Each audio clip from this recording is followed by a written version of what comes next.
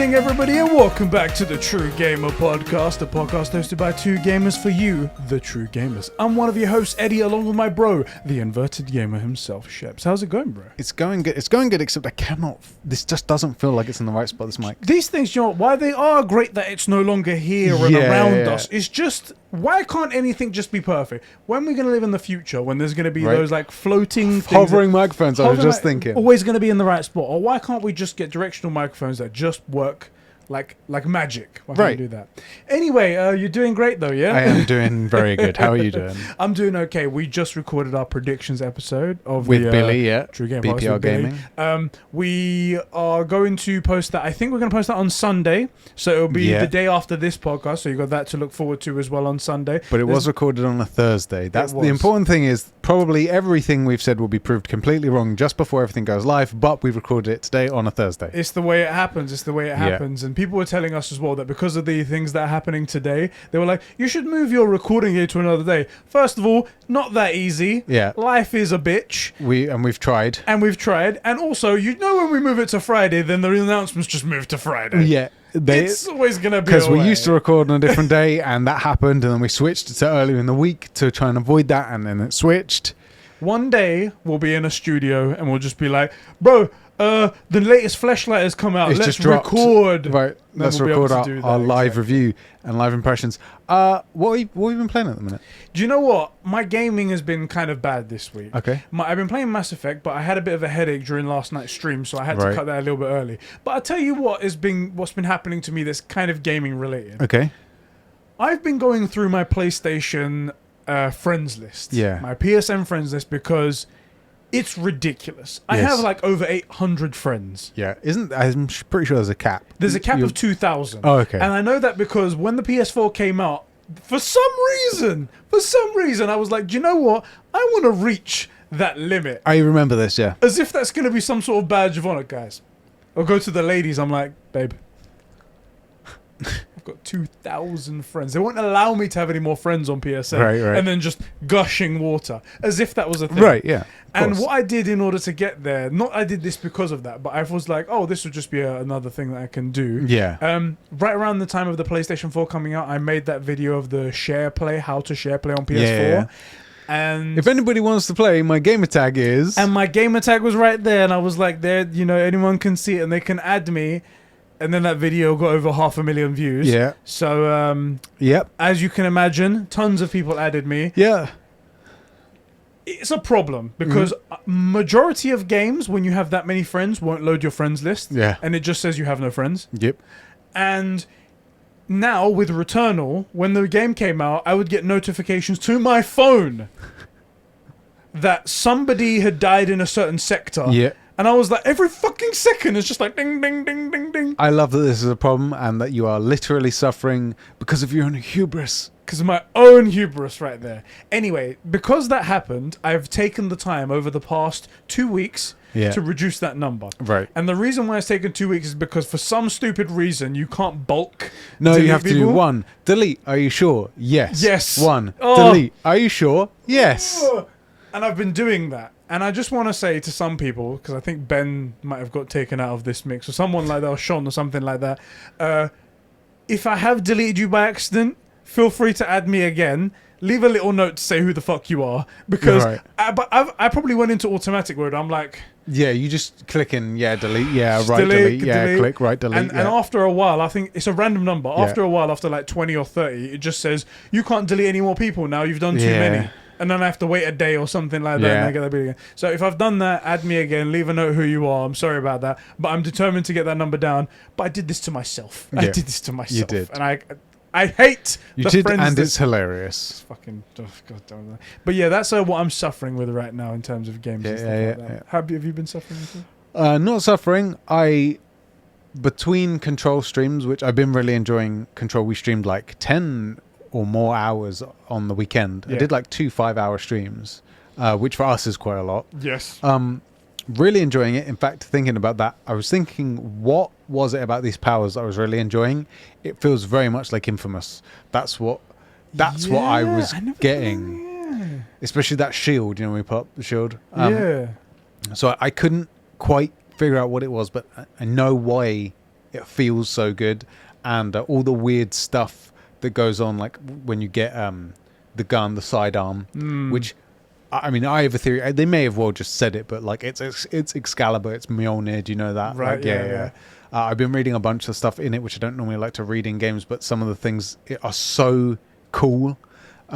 We found the fridge. Yeah. Beefed out that boss, which I hated that fight. It was like the Khan fight all over again. Yeah. The boss isn't hard, but I fell through holes. I never lost to the boss. You lost to physics and holes and gravity. So many times. Must have been 15 times. It was so frustrating. It was so frustrating, but that was a lot of fun. I'm really like, you know, when you get the gun and you come out, you become the director. The portrait changes. There's all sorts of weird, creepy, not creepy in a like horror way, but just creepy like, oh man, what's going on? Like, yeah. So I've been really enjoying that, but I have promised myself I will only play it on stream. Right. Probably stream sometime next week, maybe Monday or Tuesday evening. But now I have to find something else to play. So I'd been feeling to maybe finally finish Cyberpunk. So I started, I beat the boss fight, I did all the stuff in Mikoshi. I think I'm over, but the game seemed to force me into another mission like straight away. Right. So I don't know if I finished the game and I'm now in, it just put me on the next mission. Right. Or is this the epilogue or something? Right, exactly. So I'm going to play through this one mission, see how that goes. It was okay. It wasn't super bad. It wasn't like incredible, personally, but also I did take a really long break between it. Yeah. I absolutely love the Pan Am romance. And a little bit more... Really? Never mentioned that before. Never. Just because her character's so great, and I kind of want to go back, start a new character at Blaster and do like the Judy thing. Yeah. Just to experience that one again, and then maybe pick a totally different ending and see how different they are. Yeah. But I don't know if I'm willing to commit. Even that's probably 20 hours. Yeah. So I don't know if I'm... chunk of time. And as soon as I see something shiny, the guys have seen it, by the way. One of the dudes was like, "Oh, make sure you like do all these side bosses." It's like, bitch, please. You know, like, are you new around here? We have all of our side powers on control. I've explored every route. Like, please, you know, don't worry. We're gonna find everything. You know. That's really good to hear. I'm glad you enjoyed it. I'm really enjoying Control. I'm really enjoying it. Yeah.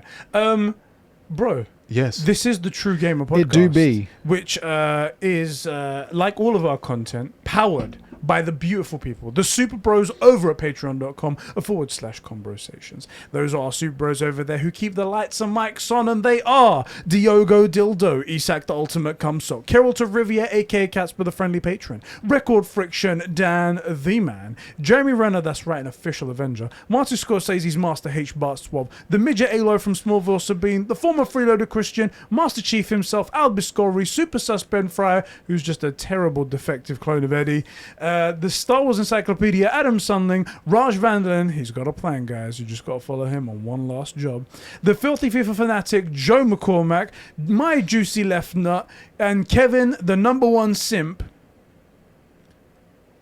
of Xbox. Thank you guys so much for keeping the lights and mics on, and thank you for keeping this whole channel, our whole thing here going. You guys are really keeping us alive. We love you for it, bros. Is this going up before or after the E3 predictions? Before. Okay, cool. No, I know you're thinking. So on today's podcast, guys, on the True Gamer podcast, which is coming to your eyes and ears every Saturday here on YouTube.com something. And on podcast services. Just search Conversations on YouTube. Search for Conversation or True Game Podcast. You'll find it. And on podcast services around the world. Yeah. If you like what we do here, if you like what we do, and you don't want to toss any money our way, you can feel free to give us a like on the video, subscribe to the channel, comment down in the comment section about what you love about the episode, what you're looking forward to. It's awesome. And if you're on podcast services, if you're an audio virgins like they are, rate us 5 stars on all those podcast services over there. But if you do want to support us and you do want to go the extra mile, you can head over to patreon.com/conversations, where you get exclusive access to the Patreon only podcast, the Conversation podcast. That's right. You get early access to this podcast. That's right. So at least you get stuff on the day as it comes out. And all kinds of other stuff you can support us on. At $5 and above, you get 15% off our merch store, which is cool. So look, there's many ways to toss a coin to your gamer. I like it. Yeah. Oh, shit, that's a t-shirt idea. Toss a coin to your gamer. we'll have to figure that out. We'll brainstorm this after this podcast. I like it. And finally, I mentioned that I'm streaming Control on Twitch. You stream whatever the frick you're playing. Mass Effect. That's it. I was going to say, you're going to talk shit about Mass Effect. I was like, wait, what is he playing? Oh, yeah, it's Mass Effect. So we're both streaming on the same channel, twitch.tv/conversations, and we're affiliates there. So if you wanted to, or if you have an Amazon Prime account, you get a Twitch Prime. You can throw that our way as well. And we do appreciate our sugar daddies over on twitch.tv/conversations. So thank you, Daddy. Exactly. Speaking of our sugar daddies, Yes. there is one group of people who paid specifically to get this podcast down. They did. I mean, you say paid, I say bullied. It was fairly bullying, yeah. You know, I say they forced their money upon us. We're the victims here. We're the victims here. It's too much for Ed to talk about. I can speak freely. You've recovered, I haven't. God damn it, you threw me. You threw me. Anyway, look. The $5 tier, the True Gamers, who specifically said, look, we need, you guys make gaming content, but we need a gaming podcast. We want a podcast. Make us the True Gamer podcast. Make us True Gamers, because we're not good enough on our own to be considered True Gamers. Yeah, exactly. They need to. We need to buy our way in. Yeah, exactly. Like Billy did. You'll know about that in the podcast.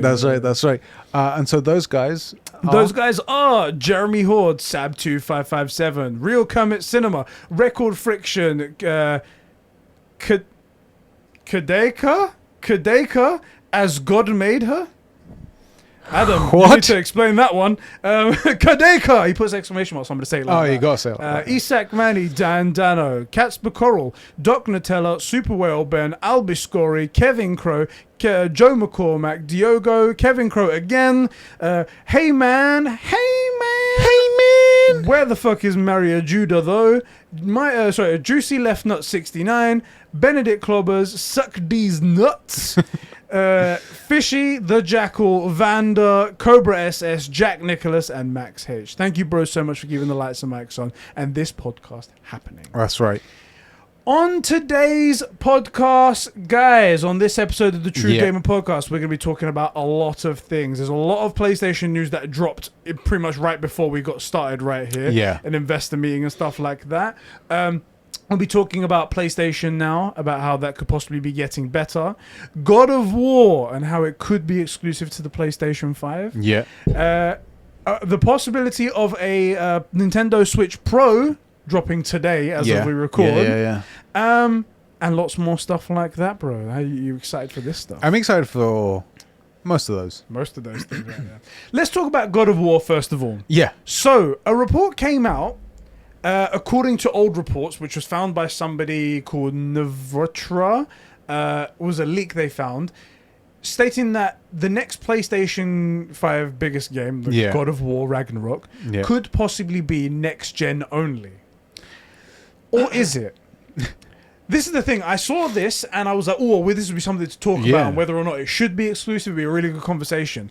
And then recently, if you guys have been following me on Twitter, some people have been tweeting at Cory Barlog directly and saying, please bring God of War Ragnarok or 5, whatever it's going to be, to the PlayStation 4. I really want to play this game. Yeah. And any sane person's looking at that and like going, I get it. You want this game to come to so you can be able to play it. Yeah. Fine. You want to be able to play an incredible game, I understand that. But holding back the game just so you can play it when it comes out in late 2022, whenever it's going to be, which by then you probably have an opportunity to buy a PlayStation 5, is just selfish because then the game can't reach its full potential. It's funny because I think it's short-sighted. Not so much selfish, it's really short-sighted, which is eventually everybody will move on to PS5. Most people are going to move on to PS5, right? To make this game compatible means to seriously limit it, like really badly limit its performance, to the point where the PS5 version will be limited as well. Also, you can play it now, and I had consoled myself with being one of these guys. I got very lucky. You managed to find one for me. Yeah.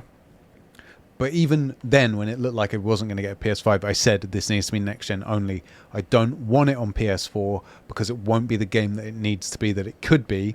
It won't have all the incredible and like just tech wise, right? Things like the one-shot storytelling, which it wasn't like it wasn't maxing out the PS4 in terms of its settings, but like being able to do that with the technology of the PS4, which they wouldn't have been able to do if it was on the PS3, right? Those little steps up that increase immersion and also all of that. There's going to be something that maybe takes advantage of the SSD. There's going to be something that takes advantage of the controllers, the haptic, something like that. That just isn't possible on the PS4. Right. And they'll have to go, okay, well, we have to take that out because it's just not possible. We can't have two versions of the game. Yeah, because you only got the one disc to print. You have to print it on each disc, and then that means doing a day one PS5 update that is so big that includes all of the haptic, that includes ray tracing. That like it's not doable. And just to say, but I want to play it now, and then lose all of the potential greatness that could be going into this game is very short-sighted, like you said. I mean, imagine what I want to play it now, and they go, okay, fine, and then you get the game, and you're like, this isn't that good. Yeah, this is what you wanted, right? Because to get it so that you could play it, all of the immersion stuff. All of the leaps forward had to be foregone. So like that won't be the game you wanted to play. That'll be a game with the title of the game you wanted to play. Do you know what I mean? Yeah. And gotta make good games and give them their best shot, you know? And I do think, as much as it sucks, that it's bad business. Like there's so many PS4s out there, but God of War 5 Ragnarok needs to be PlayStation exclusive. Hyla, I can see it through the door crack. It needs to be a PlayStation exclusive. I would argue Horizon Forbidden West needs to be a PlayStation 5 exclusive, and I'm not even that keen on Horizon. I've said that a few times, but I don't want it held back by PS4. I want Horizon to have all its best shot to be the best game possible. Right. From all the teaser material, it looks beautiful. Like, let it be the best game possible, and hopefully that is enough to change my opinion on it. But just because you want to play it now, like you want to play the best game. I'd rather play an incredible game a couple years late, than a okay game right now. Yeah, it's just stifling the possibilities of what it could be. Now, while we say all of this, we don't actually have any control over it. No. Whatever they decide to do is what's going to happen. Yeah. And it does make business sense to bring it out on both systems, because then you can maximize the number of potential customers. Yeah. There's 120 odd million PlayStation 4s out there. And climbing. And you could easily sell to all of those people. And there's a possibility that's what's going to happen. I really hope not. Because I took a screenshot because I didn't want to call this person out for being this way. I took a screenshot and I posted. I was like, Cory Barlog liked this tweet of a person asking for it to be on PS4. It's not a confirmation, but it's almost like an indication. And I was like, all right, let's just get over that. Let's move on. And then I saw another one and another one and another one. And he's done this multiple times. Yeah. Now, Cory Barlog is a troll. He has trolled multiple people multiple times. Oh, I say multiple. Us, the audience, yeah. Exactly. Even on all of these people asking for the PS4 version, he tweets underneath, he's like, I've never heard of this game. It's just like, you mother trucking troll. Yeah, because it's not called God of War 5. Well, this is... so that ties into something else. In PlayStation's investor relations big thing slideshow talking to people, they listed a bunch of upcoming games that are coming up, and they put down a graphic for God of War Ragnarok that's different to any graphic that we've seen before. Yeah, do you have that graphic? I do. I mean, it's pretty simple. It's just a God of War in like blue, and then it's got Ragnarok written underneath it. But we haven't seen it in that format before. Okay. So it's almost like that's one of the graphics they're going to use for the game. Yeah. But we don't know what to think because Cory's such a troll. He is, and also Ragnarok isn't confirmed as the title. It's not. He's mentioned it. He did that series of tweets where it says Ragnarok. Yeah. But it's never actually been confirmed. It's never been called God of War Ragnarok. Ragnarok might be an event that takes place in the game. Exactly. But just not called that. Yeah. But we don't know because we've got this that has that. We don't know. And also, we don't really know what's going to happen in the game. So while they may... in the 6th game, or I guess the trilogy of this new generation of God of Wars, they may come back and deal with Ragnarok. I pitched a totally different version where they flee from Thor, like we see a reveal of like Kratos and Atreus coming through a cave, and then it's backlit and you see like their outline and the pyramids, and you deal with like the Egyptian gods. Yeah. Because that's a very Kratos thing, to go through and kill a pantheon of gods. Yeah. Like, as an example, could be Japan, could be anywhere. Doesn't necessarily have to take place in Scandinavia. Could be setting it during all up. Ragnarok on the same plane. Like, it could be, we're in, which Heim are we in?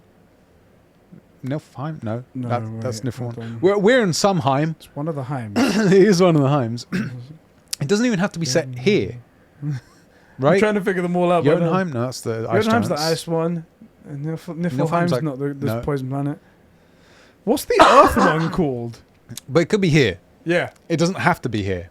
We honestly have no idea. Hasn't been confirmed to be called Ragnarok. Ragnarok could just be an event. Well, we know it's a big event. We know he's involved in it. We saw the paintings at the end of the last God of War. But we don't really know. Yeah. And Cory, you say troll, I say cunt. He will get your hopes so high and then be like, I never actually said that. And he's right. Yeah, he didn't right. actually say that. That's right. But my big thing is that this game will be incredible on PS5.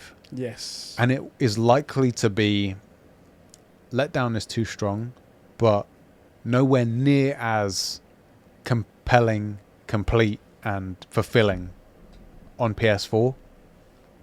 And I hate the idea that people would play this game, be like, yeah, it's as good as God of War 4, but like, I played God of War 4 as well. Do you know what I mean? And not be like, oh my God, you'll split it. So everybody that played it on PS5, oh my God, this is the best game ever made. And then a bunch of people play it on PS4 and say, I don't see what the hype is, thinking they played the same game, but they didn't play the same game. And then they won't buy it or even put it into their PS5 when they finally get it, because it'll be 3 years old. Yeah. It'd be it's a totally different game. Or even like a thing that wouldn't work because of the story beat. Like, in the Unreal Engine 5 demo, where the girl got to the end of that cliff and then she flew down almost to that portal. That was only done because the SSD was so quick to load things, right? So if there was a sequence like that where you're fighting something, let's say a fucking dragon or something like that, and you're flying all over the place and you're being thrown from place to place and you're landing on another area, then you get thrown to another. Simply not possible on the PlayStation 4. It can't load that quickly. So what do you do? Not do that sequence, and then there's a whole chunk of the story missing? Then it doesn't work. Then the game doesn't get made. And the only solution is to make a different story. And then you're affecting the story. This is just bad all round. Or it becomes like a cutscene, and you're on PS5 and you get to play it. Yeah. And you're on PS4 and you get to watch it. There you go. And then what's the point of watching it? Well, if you wanted to watch something, you'd be watching a movie. Yeah. The point of gaming is to play it, right? How do you feel? Do you feel like it will be PlayStation 5 exclusive, or do you think it'll be cross-gen?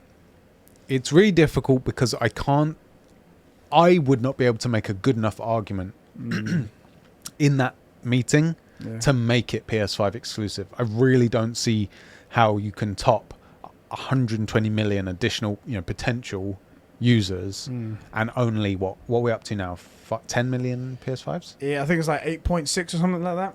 It's just too big. It's a massive gap, isn't it? Except that you could say, look, by 2022, 2020, early 23, whenever we think this is going to release, then maybe they'll have caught up. There'll be 20 million units. But man, is that a hard pitch? Yeah. But for the game, it really needs to be current gen only. It's got to be exclusive. Yeah. I have to say as well, there is another point as well, that no other generation has ever been like this, where we've even considered previous generations to develop for, at least for first party games. Third party can do whatever they like. This generation's so strange. This generation's the only one where it's like, and I have to say, I spoke with Super Whale Ben about this. Comes back to Microsoft.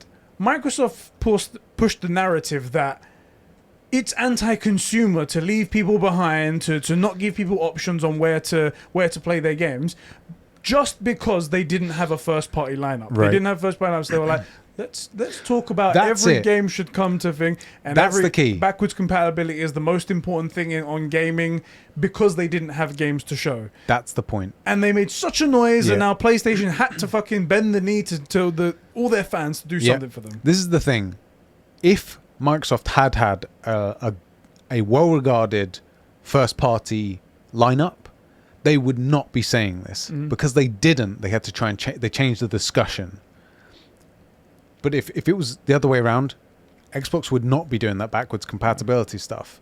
They wouldn't need, they were like, we're just going to go forward. We're going to make money instead of lose money. Right. And it's not so much that like, oh, Sony just want your money, but this is the best way to do the games. And the reason Xbox changed the discussion is because they have no games to do that way. So it doesn't matter how they perform.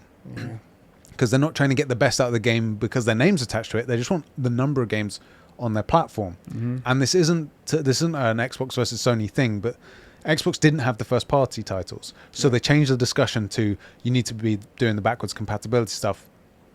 And they, again, they put in this great sounding concept of pro-consumer and made it incredibly toxic to the health of the gaming industry for us by limiting the quality of the game you can get because it also needs to run on a previous generation console.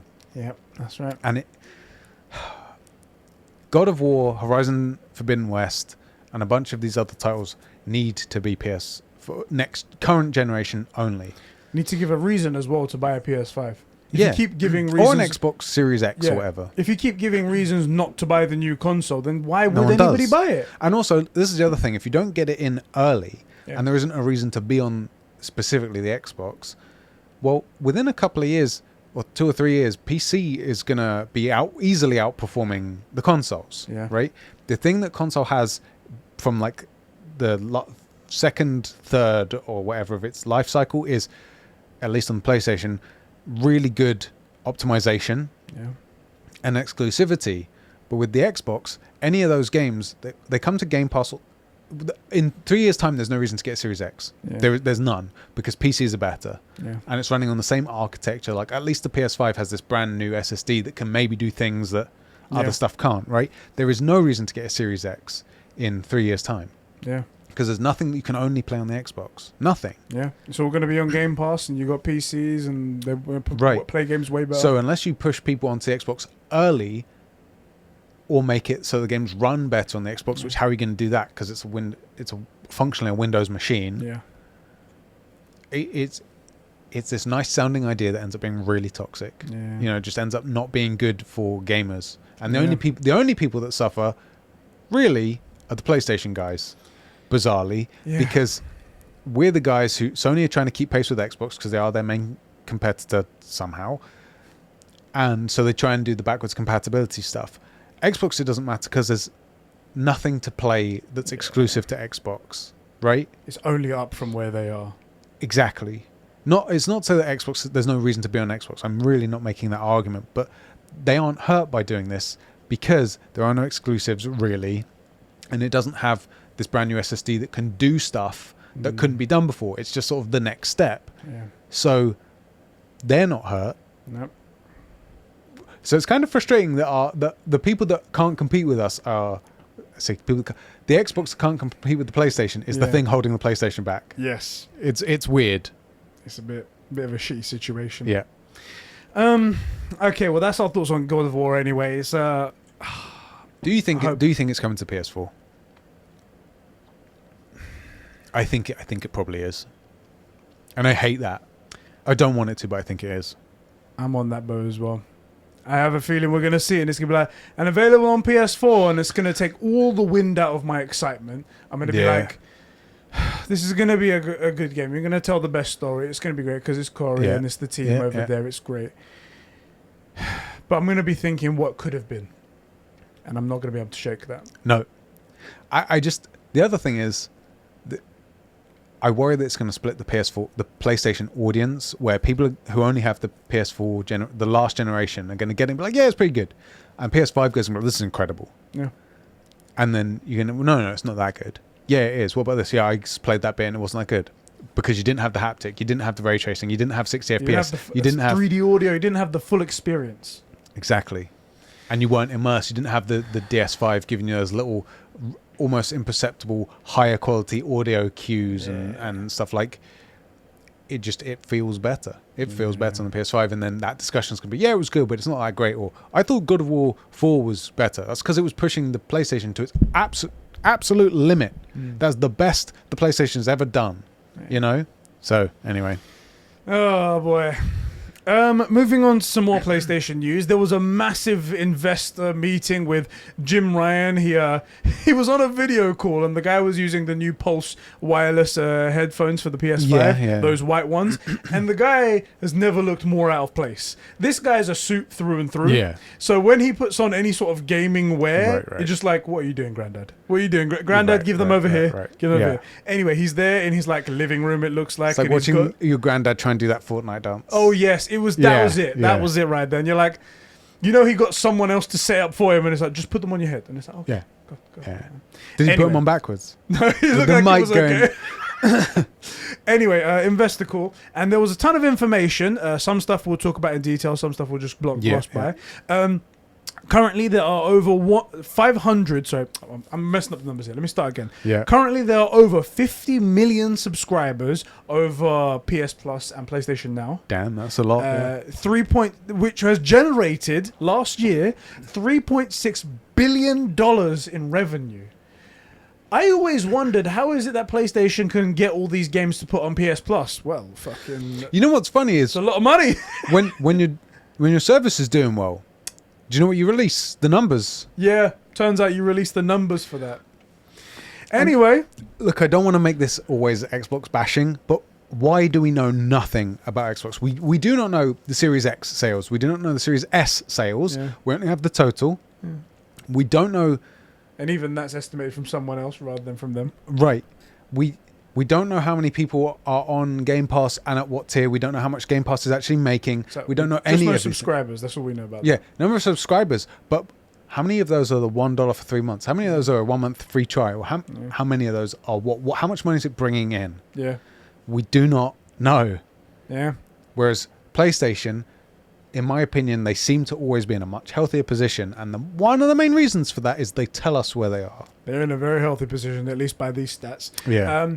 PlayStation apparently planned to be expanding to mobile gaming as well, although no information was given about that. Yeah. We had a theory in the thing. You need to check that predictions episode. Check that out. Billy's got a nice idea. He does, and I'm hyped for it. Sony aimed to increase their market share of gaming from 45%, which it was on the PS4, to over 50% with the PS5, which is a good, healthy prediction, healthy forecast. I can see right that, there. yeah. PlayStation also looking to expand into live service games both on and off console, so I guess for like mobile and PC and stuff like that.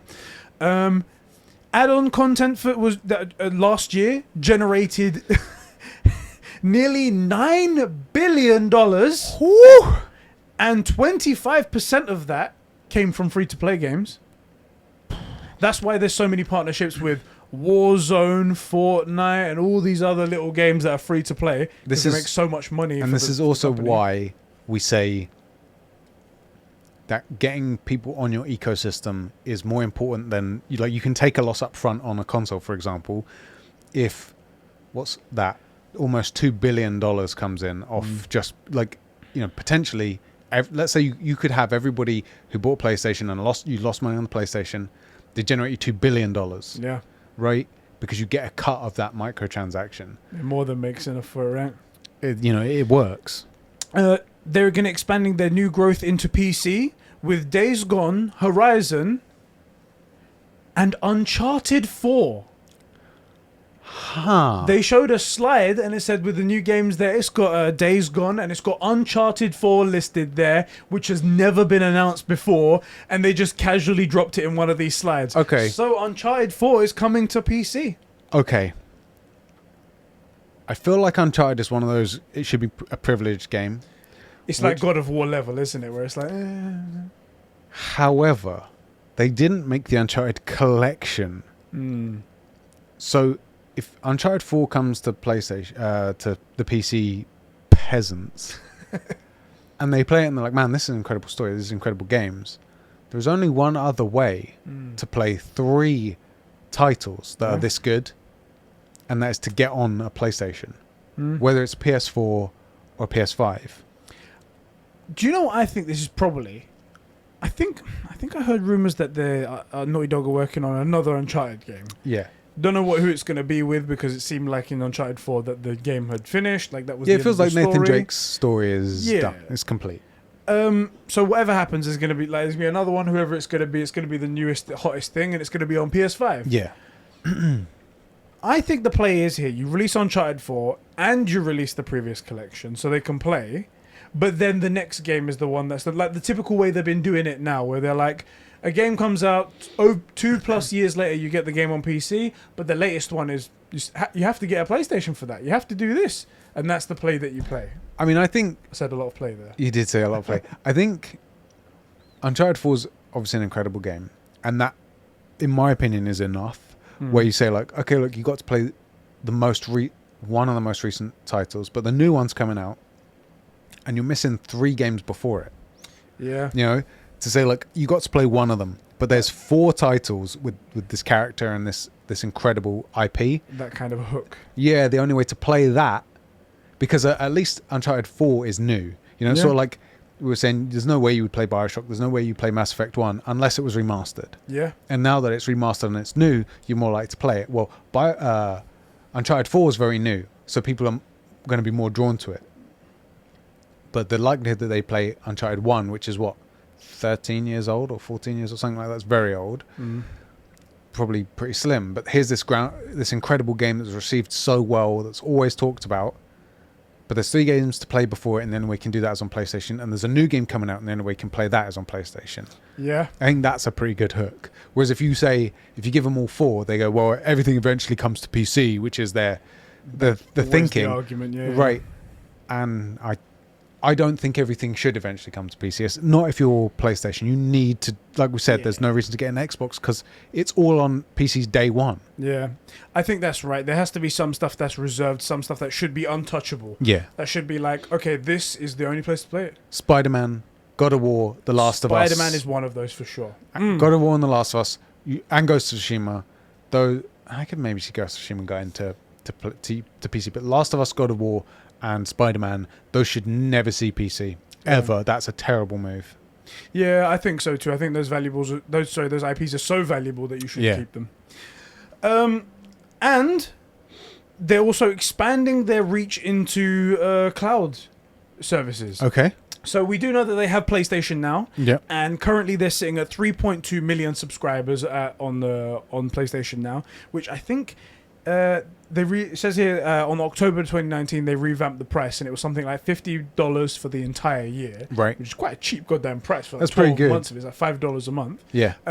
Also, if you think that's you take you and your girlfriend to the cinema once. Exactly. And are you getting more entertainment out of your playing online than that? No, there's also a conversation to have where PlayStation 3 games, which was originally the pitch for this whole service, is only streaming. There's no download version to it. And Sean mentions that that's a big thing for him. He doesn't like the streaming and he wants to play old games. I've always said before that I'm not a big fan of older games. I prefer to look forward rather than anything. Yeah. I'm like, old games are old. Get out of here. I want to play some new shit. But new games like PS4 games are available download. The thing with downloading the game though is you need an emulator to play it. If you're streaming it, you don't need an emulator because you're not playing the game. Yeah. Right. And if the console actually does work for that game, then it's already got that all built in. So like PS4 games can play on a PS5. Right, that's fine. However, there are no PS5 games on the service because it isn't a PS5 service, it's a PS4 service, which might be changing soon. I was about to say that's my biggest beef with it. Guess what? PS Now might be finally kicking into gear. Yeah. And might become an actual amazing service. It's a pretty good service. It's pretty good, but I've always been like, it's inconsequential in comparison to Game Pass. Yes, that's my opinion of it. However, on their slide where they're showing new growth vectors into cloud, it shows Horizon Forbidden West on here. Okay. If Horizon Forbidden West comes, which will be a PS4 and a PS5 game and whatnot, if it comes day and date on PlayStation Now, a big tentpole title like that, regardless of feelings of how the game goes, a big tentpole title like that could make PlayStation Now a contender for Game Pass. And if that's going to go forward, it also says Spider-Man Miles Morales on here, which is always a cool one. If they make it available for PlayStation 5 games, if they make big tentpole games coming to the service, I could see this number going up dramatically from 3.2 million. One of the things that splits the PS Now is in my opinion, the PS Plus collection. Right. Right? And I love the idea of having the PS Plus collection. Like, hey, if you use the online services, you just get this. Yeah. But with that incredible roster, what's the need for PS Now? That's if they move that to PS Now, if PS Now comes with, it's $5 a month, but look, you get all of these incredibles, they're just here, and this service, then suddenly it's worth $50 for the whole year, right? See, this was the thing that I was going to say. What if the magical moment happens that we've all been talking about for years, where PlayStation Now does get rolled into PlayStation Plus, and the increase, let's say for now it's the increase $50, so it'll make it $100 for the entire year, and we get PS5 games. Not all of them day and date. Because that's just stupid. It's idiotic. You'll lose every single penny you make from these valuable names. But let's say they come a year afterwards or 2 years afterwards, and every now and again you do get a day and date exclusive game, like the ones that come on PlayStation Plus every now and again. That could be amazing. And it would be cool. It would guarantee another $50 from. Well, not guarantee. It will get another $50 from whoever decides to subscribe on here, which is just even more money in there. They're already making, what was it, 3.6 billion off of the services, PlayStation Plus and Now. That would easily double in price. I mean, I think you would do probably the best way to do it is do like PS Plus Pro. Yeah. Where it's like you get the PS Plus at whatever it is, $49.99 for the year, or you can get the Pro and get all of this stuff for $89.99. Where you get PS Plus is what it is, but the collection is a little bit smaller. Yeah. And then Now is rolled in, but rather than it being get PS Plus, then get PS Now, it's get PS Plus or get PS Plus Ultra. Yeah. And it's like the same service, but one's the beefy version. Yeah. Do you think that could happen? I'd be tempted. I'm tempted by that. I think I would actually subscribe to that. I think that would be something that I would subscribe to. I think I'd have to look at the games, and I'd have to look at like the frequency of like the big tentpole games and what they come in. Because that's the thing.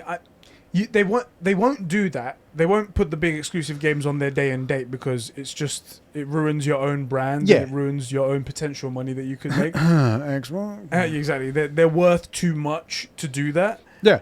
They make too much money. They push consoles. So I wonder if it will be a big enough hook. Horizon Forbidden West being on there is a nice one, but you can't do that for every game. You can't. I wonder if. So here's an interesting thing. If they get the timing right, everybody that says, stuff eventually comes to PC. Yeah. Well, what if you get a bunch of PlayStation gamers who say everything eventually comes to PS Now? Yeah. And while they're waiting for something to become free, they're spending 3-4 months on PS Now. Yeah, that's true. Right? Then you make up the money, right? Right. And that's the thing. That's one of the draws to these services. That's the reason why they're so successful. Yeah. Well, not all of them successful, I should say, but that's the reason why some of them are successful is because you get those people that subscribe for 2 months more than they should have. Right. Or they wanted to, or they just forget to, they just keep it in the background because it's such a small amount that comes through. Or like you don't make a lot of money. Like you don't watch Netflix for 3 months, but you still paid for it. Instead of cancelling the same old shit because Witcher's going to come back soon, or this is going to come back soon, or Army of the Dead, which is actually really good, is coming soon. But like, there's plenty of people that have Netflix, don't watch it for a couple of months, but they've paid for it for those 2 months, where really you should cancel it and re-up. Yeah. But I mean, it's only $7.99 or whatever it is what people think. But times 1 million, it's a lot of money. It's a lot of money. The next thing, Sony has confirmed that it will sell PlayStation 5s direct to consumer in Europe, including the UK. Okay. Now it's not just America. Apparently it'll be during this financial year. They didn't put an actual date on it. Financial year ends March 2022.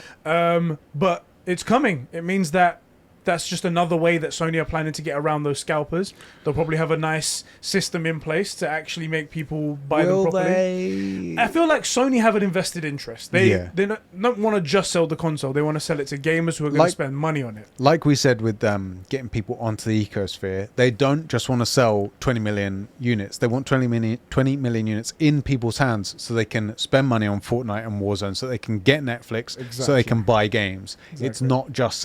So they actually make more money from you once you've bought the console, not buying the console. Exactly. So whereas the retailers, they just care about selling the console. Right. They don't care about anything else. Yeah, exactly, because they have no back end. Exactly. So that's really interesting. I thought that was really cool, and that's cool. We'll see how that goes. And I would rather buy from Sony anyway. Yeah, I would. And I'd rather pay full. I'd rather pay full retail to Sony. Yeah. Than to say Tesco's, wherever the frick you buy your PlayStation from, game. Yeah. Because I actually want to support Sony, and I'd rather they get a bigger cut. That's the reason why I'm buying. Right. I'm just searching for something because there was a bit of news that came up. What's going on here? What's going on? Just doing a quick Google search. A quick Twitter search, I should say. Yeah. What do you think is coming up? Okay, so I'm going to mention this now, and I'm going to keep an eye on it, and then it will happen. So, the Nintendo Switch Pro. Yeah. Before today was rumored to be coming out sometime this year, going to be revealed sometime soon. We didn't know what was happening, but a Eurogamer article is citing a Bloomberg article saying that apparently today there will be a reveal of this console. Okay. Apparently the rumor is it's going to have a bigger screen, it's going to be OLED, it's going to be cool, it's going to be faster and have a 4K chip in it. OLED's great. And it's going to be awesome. But we don't know yet if that's true, and we don't know what's going to happen. So I'll believe it when I see it. There we go. I believe that Nintendo would do it. It makes perfect sense. The Switch is a really good console. It's working really well. It's hit their niche perfectly. Yep. And the fact that initially I thought the idea of being able to remove the controls was silly. Yeah. But the fact that you can do that and dock it as a console or use it as basically a Game Boy. Yeah, actually has ended up being a very useful feature for it. A better one. Tons of people look the Game Boy, then the Game Boy Color, then the Advance, then do you know what I mean? They've proved that updating the Game Boy was a good move. Yes, right. And the Switch is a console that's also a Game Boy. You know, freaking. I think it's a winner, man. Yeah. I mean, I don't think anyone has a Switch to be at the pinnacle of gaming, right? Obviously, that's the PS5, but to play games that you love and have it just loading faster. Yeah, you know, I've replayed Ghost of Tsushima, and just the load times alone made the experience so much more enjoyable. Yeah, you know, and higher frame rates is always good. Better graphics is always good.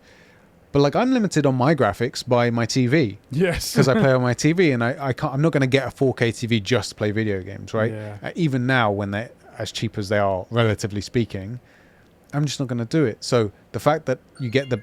Oops, sorry, my phone's ringing. The fact that you get an even better screen, that alone is probably a huge draw. And the chip, and it loads faster, and you're going to... Nintendo are not good at losing money. Nope, they're very good at holding on to that money and grabbing more. They really are. Our next topic is from... What was our next topic? Oh, yeah. I don't know, man. Pokemon Brilliant Diamond and Shining Pearl have been given a release date of November. Yep.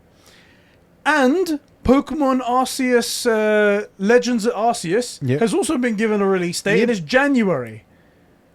We've had Pokemon Snap in April, November Brilliant Diamond and Shining Pearl, and then in January another Pokemon game.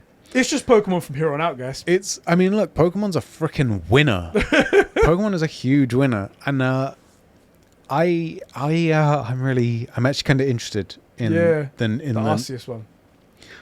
I'm a history nerd, so it'd be cool to see. I hope what they've done is think about what would ancient Japan look like if you had this, right?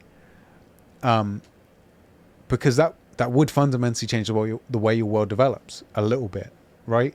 Like Pokemon is set in current day, but their technology is super different because it is. So does ancient Japan have steam engines? It might do. Or Pokemon powered engines, like it might do. I'm really curious to see what it looks like. And to see what the point is, because presumably there's no Pokemon League yet. Yeah, because it's before the first Pokedex hasn't been made apparently in this. Exactly. World. It's going to be very interesting because it's very different.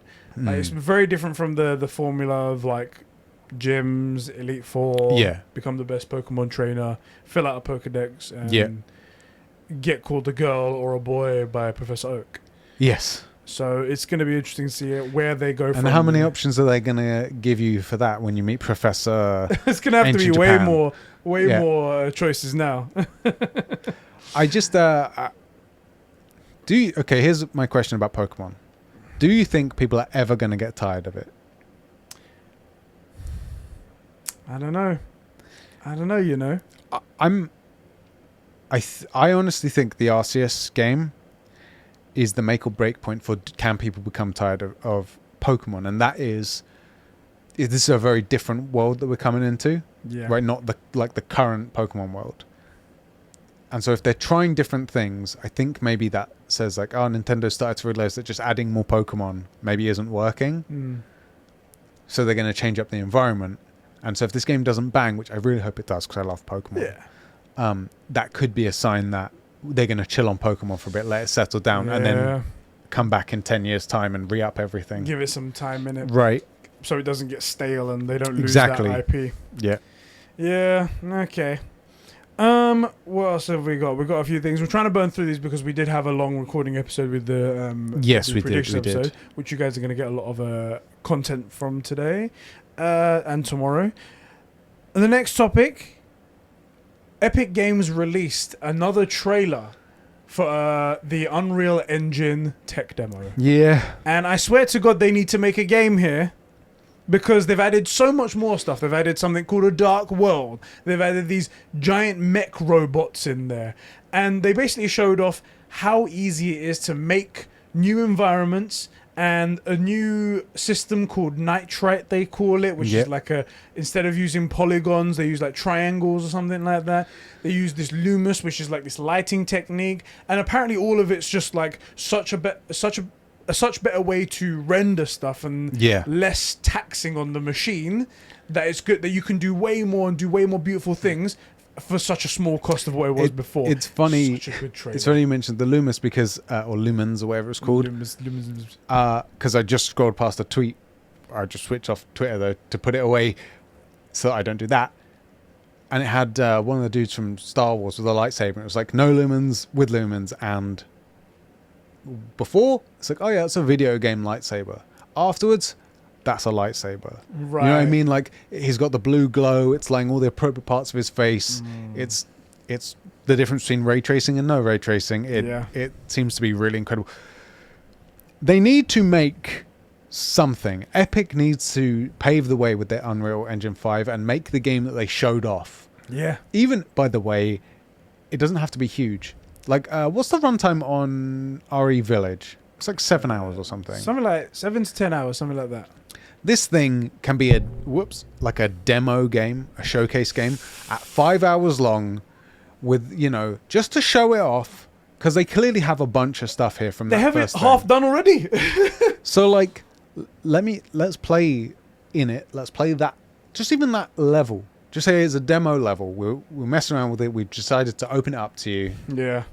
Here you go.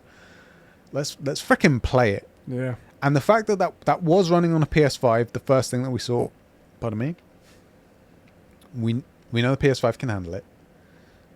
Presumably the Xbox can handle it. On paper they're similar power.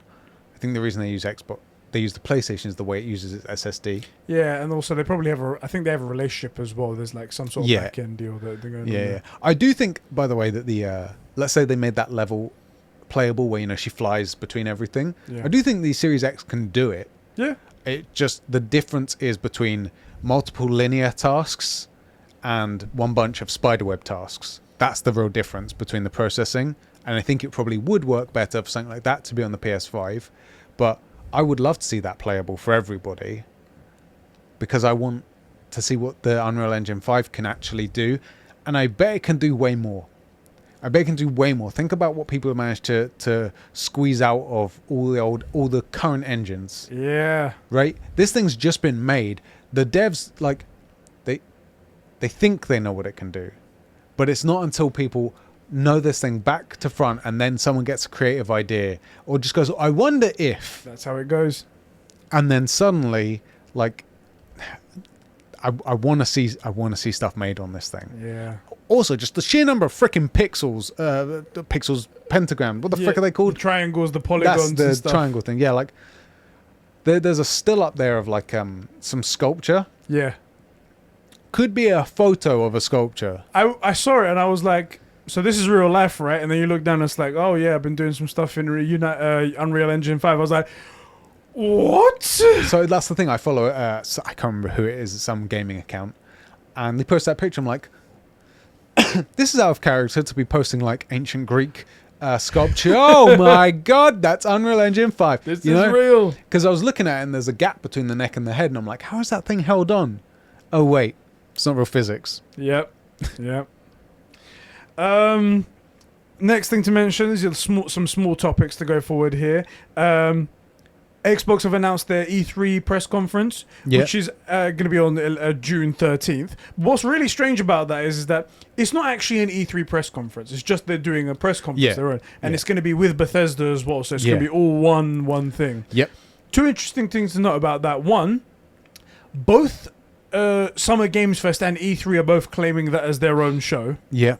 Which is just hilarious. It's not how that works. It's not how that works. It's one or the other. Yeah. And I love how Microsoft is just in the middle. They're like, no, guys, this is the Microsoft event. Anyway. And this, hold on, I want to say, no one's claimed the PlayStation event because I don't think anyone thinks that they're big enough to get the attention away from Sony. Everybody knows the Sony event is a Sony event. Yeah. You know, but people If you complain say it, Microsoft. you're just gonna be like, you look dumb, you look dumb. And the other thing is that I wonder what's going to happen with the two PlayStation exclusive games that Bethesda's working on. Because if it was a Bethesda event on the side and then an Xbox event, I can see the Bethesda event talking about it. Yeah. But now that it's Bethesda and Xbox on one stage, is Xbox going to be like, all right, guys, Deathloop, Tokyo Ghostwire, here we go, guys. This is going to be a cool game run like this. It's going to be that. Get hyped, everyone. So this everyone is is like, they definitely don't talk about the PlayStation exclusive titles. Here's something I want to throw out there. This will never be found in writing from emails from some Xbox exec to some Bethesda exec. But a company making an exclusive game and then just doing a shit job or a shit job of aftercare, that doesn't break any contracts. yeah, it looks terrible. It does, but Sony How and do you prove it? Sony and Microsoft do have a working relationship. Like we, the PS ponies, use a bunch of Microsoft servers, a bunch of them, and that service is really good. There's a reason that Sony uses a bunch of Microsoft servers because they're some of the best out there. Yeah, and Microsoft hasn't tried to damage Sony using that, right? Yeah. So it's a little bit of a conspiracy theory in my head. I actually think Bethesda won't do a shit job on purpose, but that doesn't mean they won't do a shit job. Does that make sense? Yeah, they're prone to do some bad jobs. I mean, they made Fallout 76 on their own. You know, when they were the ones who were making their own checks. You know. Yeah. So. Yeah. Okay, so let's have a look at what else we have here. Let me pop to the other window. Nope, that's not the one. This is the one. Oh, yes. So do you remember... I'm going to pop this button here. Do you remember that PlayStation came up with that Kraken technology for the PlayStation? Yeah. It was to do with install size and compression and stuff like that. Yeah. And they unlocked this secret source. I don't know how they did it. Like in that one show about jerking off all the dudes. Have you not seen that? I will send you that. I don't know. I mean, whatever... It's stuff hilarious. You watch is your thing about jerking off dudes. I'm okay with that. It's hilarious, and anybody that's seen, is it betas? I don't know. Whoever's seen it, If any Silicon of you guys Valley? have been on Pornhub and seen this video, it's Yeah, you can hilarious. follow me on there. You can see all of my favorited videos. You just So as I was saying, Sony came up with this technology called Kraken, where it compresses video games to like make them smaller, make them easier, and whatnot. And it's only available on PlayStation because it's their own technology, right? And it that's works. so anti-consumer. It's so anti-consumer. I'm sorry. And it works on a bunch of their games, and the result is that now games, there's the difference in size in terms of the hard drive space on the Xbox and the PlayStation. Yeah. With the same games installed, it turns out that you have more space left over now on the PlayStation than you do on the Xbox. I'm going to read off a couple of game sizes in comparison so you can see what the difference is in terms of Xbox and PlayStation now. Control, 43 gigabytes on Xbox, 25 on PlayStation. Nearly half there. Oh, I'm going to go to Hitman 3, 77.8, 61.9. I'm going to go to Marvel's Avengers, 116 gigabytes. oh! Imagine having that game taking up that much space. 116 gigabytes, 74. That's over 30 gigabytes saved there. Yeah. AC Valhalla, 72 to 41.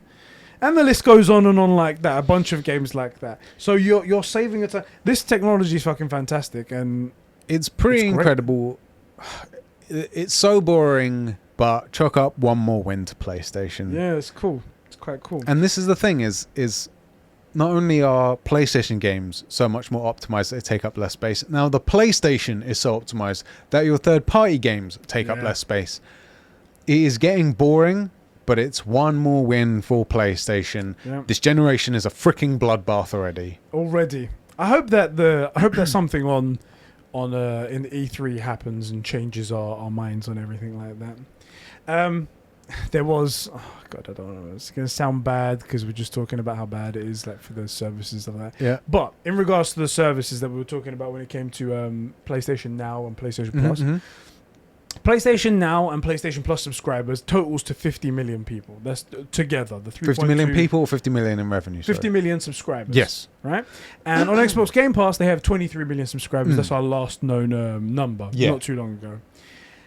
PlayStation Plus is available only on PlayStation platforms. Yep. So, of which there are 124 million consoles out there that you could buy this by. That's PS4s and PS5s combined. Exactly. Yeah. So, of those people, 50 million have bought those ones. Sadly. So, exactly, close to half. 45%. Yeah, 40%. I think it comes up to something like that. Something like that. Yeah. Xbox Game Pass is available on Xbox One, Series X, Series S, and available on PC. Yep. Totaling to ridiculous numbers of people. It's like 1.55 billion possible places you can get the thing. Yeah. So 40%, as we said, for PlayStation users to be actually getting those services. For Xbox Game Pass, it works out to 1%. Yeah. It shows the value of the actual service, that people aren't like, they're not running to it. They're not running to it. Now that could all change with all the games that they come out with. Yeah, fingers crossed. If they bring a bunch of banger exclusives, it's going to just change the whole narrative. I just said fingers crossed, but I do think Game Pass is a negative service for Xbox and for the players there. And they always say the biggest library, biggest back catalogue, right? But how many people are playing how many of those games? Because I would bet that the same 10 or 20 titles take most of the attention. Yeah. And there's another 500,000 games on there and no one plays them. Yeah. They're on there, but they're dead. That's it. But they're on there. It's the biggest catalog of stuff no one plays. Yeah. And again, and it is kind of telling that, and look, I don't think we can just say, 1.5 billion PC gamers, right? Because I feel like the markets are very different. Like the Asian gaming market are really into RTSs and stuff like that. StarCraft and Warcraft and stuff like that. So even if we're nicer to them, we say 100 million or 200 million, even at 100 million, it's 23%. Yeah. That's half of the PlayStation thing. Yeah. And it seems like Game Pass on the surface looks like a great service, but then as soon as you dig and pick at that scab, it just isn't. And yeah, the 5 games that you really like are easy to access on there. But it's okay because you get people on Twitter that are like, yeah, I'm playing Game Pass all the time. Playing Game Pass all the time. What new game are you going to play though? And what's the distribution on the Xbox versus the PC? Because we made this argument before. Like, there's nothing pushing me to get Series X, or S. There's nothing pushing me to get the new console because anything that I might want to play, well, we've got this thing, right? We've got a rig that's every bit as powerful or more so. And in a few years' time, when the Series X is outdated, instead of buying a new one, we can spend that same money and have a beast game rig. Yeah. We can just keep updating this thing that will always outperform the current console. And the difference is that, it might outperform a PS5 in 5 years, but we can't play those games on it. Can't play those. And we probably can't use the SSD on it. Yeah. There's no... Game Pass just... It looks good, but it really isn't pro-consumer. They changed the discussion on you, and don't forget it. They changed the discussion so they could give you less. Yeah. By making it look like they were giving you something more. There you go. Our next topic, Ubisoft themselves put out a statement. Sick. 100% because of the Le Telegram article that came out about there being no changes happening over there. So they can talk about all the changes that they've done. And Yves Guillemot himself apparently wrote this whole thing, which I highly doubt. Okay. And apparently it's titled A Year of Change at Ubisoft. Now, I'll save you guys the drivel that comes from this goddamn thing, and I'll wrap it up for you. It's a whole load of words that means nothing. There's a bunch of things they write in here like, we took 14,000 employees to go on a company-wide assessment, and 2,000 of those employees took part in focus groups, which, if 2,000 people you've discovered need to go on this assessment, you got a fucking problem, mate. You're going to need to step down because you've let 2,000 people through the net. And apparently, they've updated their code of conduct, which... It's no longer acceptable to sexually harass. I was going to say, the code of conduct before was like, sexual harassment's totally fine. Totally fine, you could do whatever you like. And apparently they've set up an anonymous third-party system where you can report people for any sort of toxic behavior or anything like that. They haven't said what happens from that, where that goes, where after it reaches the third-party company, what does that happen? What does it go after that? They haven't mentioned anything like that. Apparently, that's a year of change, despite what they've said in the Telegram article. It's nothing. I'm gonna kick it over to our boy Furious Coco. Yeah, because he wrote a couple of tweets here, which I think summarizes this beautifully. Yeah, he's actually fucking fantastic the way he's written this. I want to read out exactly how he said it here. So this statement says a lot without saying anything. I thought it'd be worthwhile writing out a little thread to break down for people who don't want to read the whole thing. Personally, I'm not satisfied with this response and still believe we need to hold Ubisoft accountable. The article first open change is that they've implemented a system which allows Ubisoft employees to anonymously report inappropriate behavior to an independent body. This is the only really good thing in the entire article, but it doesn't address what happens afterwards. We don't know what the independent body does in response. Does it just report it to higher management, which already shown itself to be complacent? Or does it have a ability to take disciplinary action within the company? We don't know, and we need to know. They then say that the allegations have led to dismissals and disciplinary action. We know this already. This isn't new information. This was their immediate response. However, there are still people with allegations against them working at the company. They said they have strengthened anti-discrimination and anti-harassment policies. This literally means nothing. What have they strengthened? How is that implemented? It's a lot of faceless corporate talk. as we've come to expect, and does nothing to soothe qualms. Yves also states that Ubisoft has updated its code of conduct. I'd like to assume the old code of conduct wasn't missing the harassment section, so what does this mean exactly? More damage control. And that's everything they've been... Oh, wait, no, they did write a few mistakes. They also say that they're doing more training for employees. I'm not entirely certain that's... choking, licking, harassing, grooming, and in some cases allegedly raping women needing to be trained against. That's no use training against. How do you do that? So what is this training? Once again, we don't know because they don't talk about any of this, right? Yeah. Half of the article half of the article is a list of employees, female employees, who have been hired or promoted. Whilst this is excellent and putting more women in the company doesn't actually do anything in context, right? Which is true also. Absolutely something to be celebrated, but not entirely relevant to the harassment. Something entirely missing from the article is the fact that many known abusers have shifted from one studio to another, as if giving them a fresh pool of employees and colleagues to abuse is active change. This needs addressing ASAP.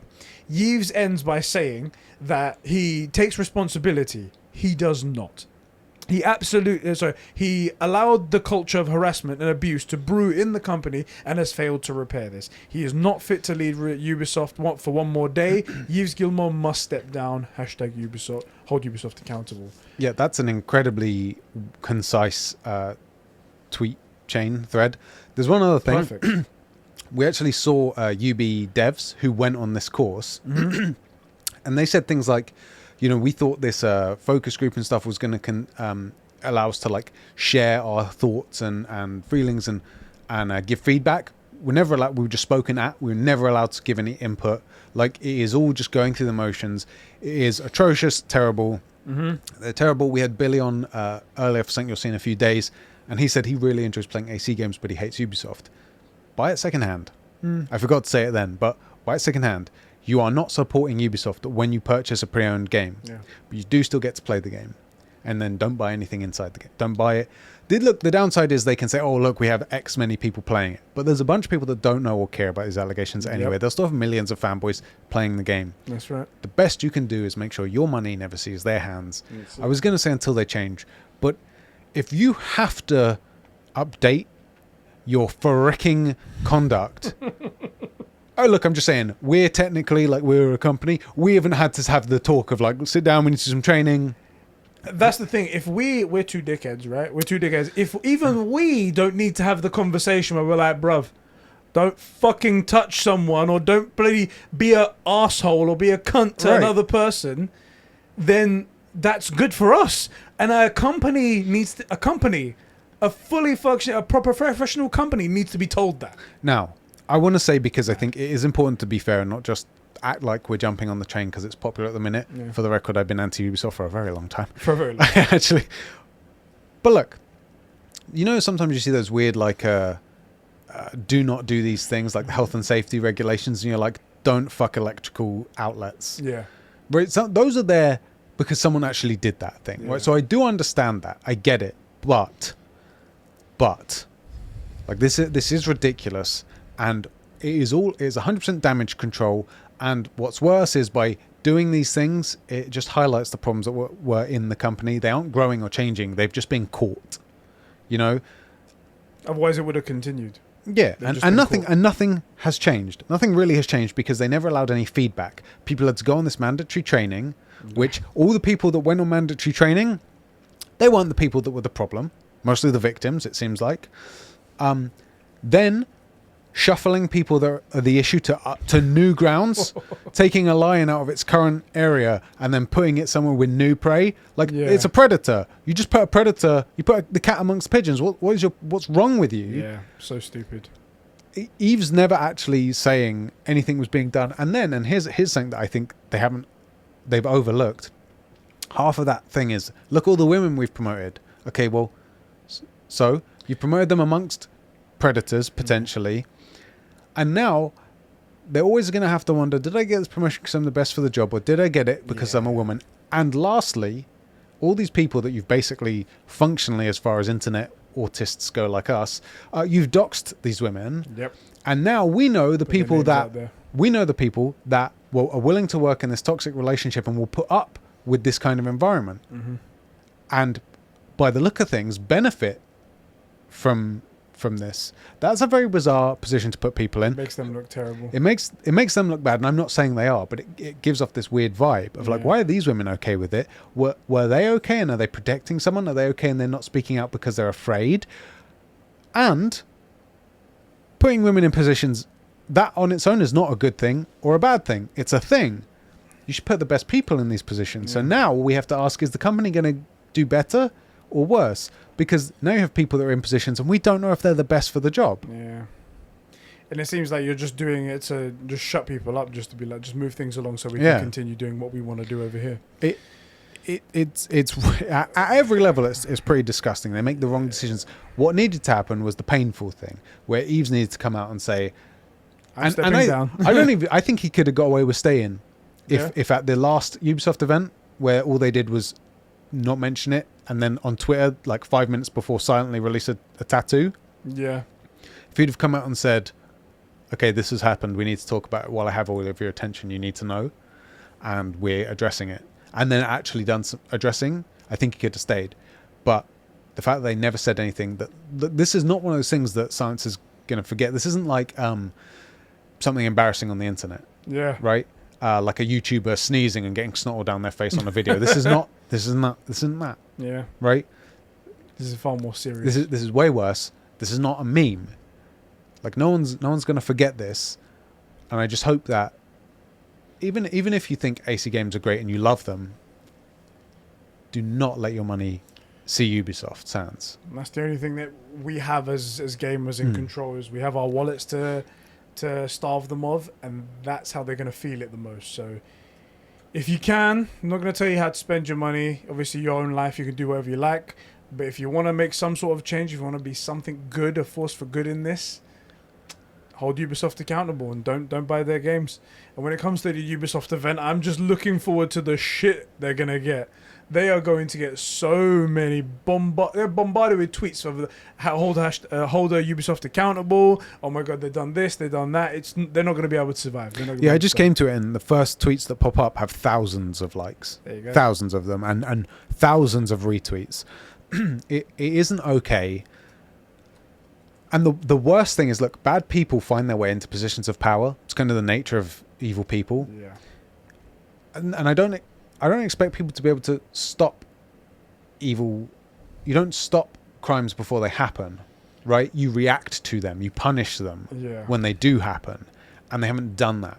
Like, I don't expect them to never hire someone that turns out is a douchebag. Yeah. But I do expect them to say this is entirely unacceptable. And how about this? If I was Eves, well, none of this would have happened, or it would have been addressed better. But these are very, very serious allegations. How about Ubisoft foots the legal bill for the victims and says, look, some of these things are criminal. Do you want to press charges? We have a legal team, and we're going to hire on a criminal legal advisor. Do you want to press charges? Yeah. We will foot the bill. You don't have to take this to court. We're going to take it to court because we will not have these people act as they have under our umbrella. You know, boom. Yeah. Where's that?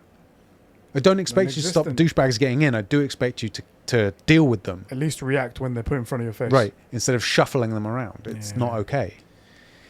We'll know a bit more about what Ubisoft are doing after the Ubisoft event. Nothing. They won't talk about it. Well, that's the thing. They won't talk about it for sure. That's definitely for sure. Some people are under the impression that maybe they'll say something, but they definitely won't. They definitely won't. That's why they put this statement out now, so they don't have to mention it then. They did the same thing last year, and they'll do it again this year. Yep. Anyway, hold Ubisoft accountable. Our final topic. Yeah. Jeff Keighley posted a picture of the new Uncharted movie. Yeah. Of Tom Holland and Mark Wahlberg. Yeah. That's Uncharted. What part of that looks like Uncharted to you? I was about to say, do you know what that looks like to me? That looks like one of those CSI type things. The guy at the back is the lab tech who's been brought out, and this guy is like the nosy reporter that's uncovered a thing, but he needs the guy to find like the fingerprints at the thing, you know. That visually it does not look bad. If you just show me that and say, hey, they're making this movie, this is all we have, it's a teaser, I'd be like, okay, I'm interested. That's what I said as well. But Uncharted, I don't think so. I was like, Tom Holland looks good. Mark Wahlberg looks good. If this was, you say, a movie starring Tom Holland and Mark Wahlberg come in 2022, I'd be like, ooh, I like those two guys. Interesting. This looks like a decent shot. It looks like it's lit well. Nice. Yeah. Be like, it's an Uncharted movie. None of this is Uncharted. It doesn't. That's supposed to be Sully, and this is supposed to be Nathan Drake. It does not shout Nathan Drake at me. But we do not know the context of the shot. In the previous stuff we've seen, we did think Tom Holland looked pretty good. He was dressed appropriately, but it looked like it was a great cosplay. Yes, it did. He did look like he was Nathan Drake. He looked like he was wearing accurate Nathan Drake clothes. It did look like a good cosplay. That's true. That is true. This is just madness, and I can't wait to see the train wreck that this movie will be. I mean, look, you want to see the train wreck of this. I want to see that Powerpuff script made. Mainly because, and I hate that it may happen to Uncharted, but I want to see phoned-in ideas punished at the box office. That's what I want to see. It comes out, no one watches it, and then they go, "Why did it fail? Because you phoned it in." Right, it's a pity that Disney did it, because we would have had a superhero version of it. Captain Marvel should have flopped, but the fact is they leveraged their entire organization at telling people you need to see this before Endgame comes out because it fills in gaps. You have to.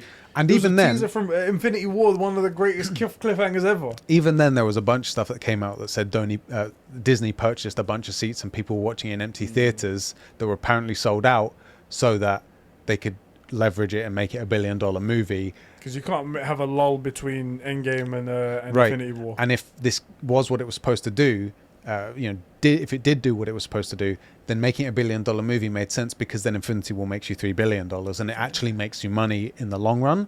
Really, they shouldn't have made the movie or allowed it to continue that way. And it sucks that it might have to happen for Uncharted, because I would have loved that. And you know what? Because potential was great. I love Indiana Jones. And I love all three of those movies. And a little bit of me wishes they would make a fourth. But you don't want it to be phoned in and trash. You don't want it to be, and so having an Uncharted would allow for a brand new series of like Indiana Jones style movies that didn't have to live up to being an Indiana Jones, but still had the cult following. It's a pity that that's the thing that has to crash and burn. I really hope it'll be good, though. I actually do want it to be good, but it doesn't. That whoever shot that scene, I want to say, probably doesn't understand the thing, or we've seen a very weirdly cherry-picked shot. Yeah, it's weird that that's the one, right? Yeah. A couple of things that people have written in. Batfan wrote in after I put a tweet out saying, "Is there anything you guys want us to cover on the show?" Yeah. And he goes, "Hey, bro, I saw your tweet on one of the subjects. I would be interested to hear." What? Is game release dates and how to best handle them. Lately, I noticed announced. Okay, let me try and read this again. Hey, bro, I saw your tweet. One subject I would be interested to hear is game release dates and how to best handle them. Lately, I've noticed announced dates being set what seems to be with little confidence from devs from meeting a deadline. That's true, actually. Like, games nowadays, they seem to be announced and then all of them get delayed. Yeah. Now, that could be because of the whole coronavirus thing. Everyone's like, everything's been delayed, it's been moved back, everything like that. And because it's been happening for like over a year now, everything's just, we're in it, we're feeling all of it. But I feel like it does happen a bit more than it should. Like, yeah, people can't get a correct estimation on how long. I wonder if it isn't a money move. Get people excited and get pre-orders going already. Get pre-orders going, and then have something to show them on investor calls and for earnings reports. That's a good point. And then that allows you to continue to make the game. But the problem is that you end up with a negative response regardless. Yeah. And really, I think it would be better to get more than halfway to the finishing post, or like almost release ready, and then say the game releases in a year's time, and use that time for polishing, That is the better way to do it. And there is a lot of, like you said, the money side of it. They have to think about investors, and in the next financial year, what are they going to say? And if they show it early enough, then they get more investors on board and stuff like that. Imagine a world where the game is ready, as in ready to ship. Yeah. Of course, there'll be bugs and stuff, and it'll have its day one patch ready, but it actually doesn't release for another 6 months. And in that time, the team is working on DLC, and then 6 months in, the DLC is ready. Yeah. You know, and then they can say in this financial year, we not only did we sell 20 million copies of the game, but we had 12 million DLC downloads in this same window. You know, that it's not the way they do business, but it might be a really good business move, but it will never be done until someone does it, and it's really hard to get someone to do it because the current way of doing things gets results, but they're short. I think they're short-sighted results. You know, they're short in the short time. Yeah, you manage to make your stuff, but you end up with the CDPR situation where the game was delayed and still didn't work, but you had to release it. You're talking about it forever as well. It's just it makes fatigue. Yeah, it does. Okay, there was that, and there was one more topic sent in by Sean. I'm just gonna pull it up now. And then I'll also double check on the Nintendo Switch to see if anything's been announced. Let me have a look. Where's this podcast? Here we go. So, Roger Craig Smith, who was the original voice actor for Sonic, is apparently coming back to voice Sonic again. Okay. The guy was retired and he's come back to just do the voice for Sonic one last time and make people happy, which I think is fucking cool, actually. Cool. That's really cool. And we should be getting an announcement today. There was something online saying that we're going to get some sort of Sonic announcement today. And yeah, that's really awesome. I think that's a really cool idea. That is cool. Do you know if there's any news on Nintendo Switch? I've just come to, on Nintendo UK at least, there is none. No update. The last thing they posted was 40 minutes ago about who's your favorite for Mario Golf. New Nintendo Switch model on its way this year. No. Oh, it could be hours from now, so we can't wait for that, unfortunately. All right, guys. Would have been cool to do it live, though. It would have been cool to be. For once, we're breaking news. Right, you know, breaking news. Still has to delay 2 days, but breaking news.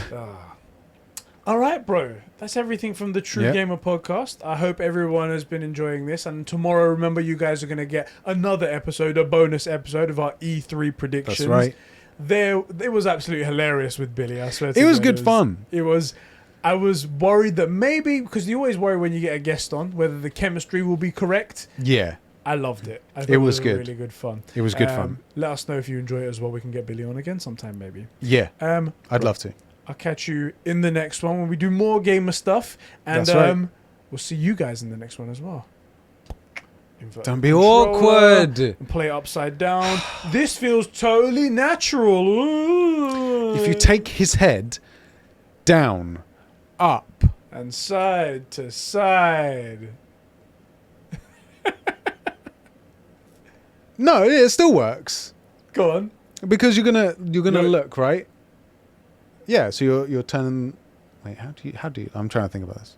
Yeah, you're still looking that way. You're pushing the front. So on the controller, you go that, and which way does your character go?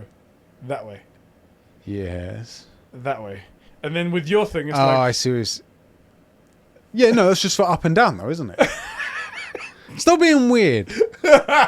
You're the weird one. There's nothing wrong with inversion. Inversion is the way all games are intended to be played. You've had many people tweet you about how terrible you are. The real thing is, why are people beefing me out about being inverted when we should all be beefing Sucker Punch out about not doing their duels? Solid point. The internet needs to divert their resources to the correct place. Thank you. I'm going to tweet him now. Go on, tweet him. I'm doing it.